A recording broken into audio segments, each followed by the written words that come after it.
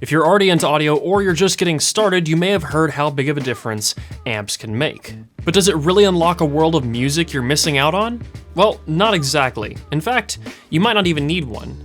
But here's some tools that can help you find out if you do. Before we get in too deep, guys, don't forget to get subscribed so you don't miss out on videos like this one. So I'm not gonna get super technical, but for the most part, there's two things we need to remember: impedance and sensitivity.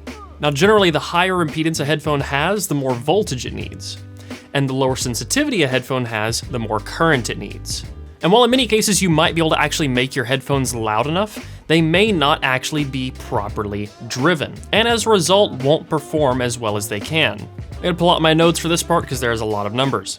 Let's take the HEADPHONE HE6 for example. That headphone has an impedance of 50 ohms, so you would think with low impedance like that it would be relatively easy to drive, right?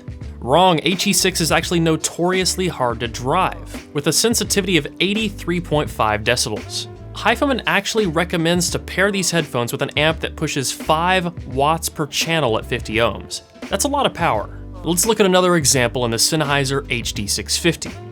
Now, these have a much higher impedance of 300 ohms, but due to their higher sensitivity of 103 decibels, they're significantly easier to drive than headphones like HE6. Now with these, you still need an amp, but only with a fraction of the power. And for one more example, let's look at the Sony MDR-1A. Their impedance is only 24 ohms, and their sensitivity is relatively easy at 105 decibels. The combination of their low impedance and high sensitivity means they can be very easily driven, even off a cell phone. Now, just because your headphones are easy to power doesn't mean that the amp built into your devices isn't limiting their performance. A lot of times these amps will add distortion, especially as the volume is increased, and will have much higher noise floors that can actually bleed into our audible spectrum. So depending on how good your headphones are, you may need an amp just to benefit from the clean power.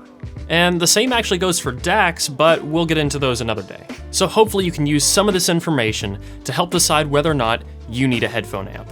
And as always, guys, thanks for watching. If you want to support the channel or get early access to my reviews, you can check out the Patreon linked in the video description. The podcast is coming back on Wednesday, so make sure you stick around for that. And as always, until the next one, guys, peace. That 1635 2A G Master. What? This is the second day, isn't it? Then they'll turn it on and off. Yeah.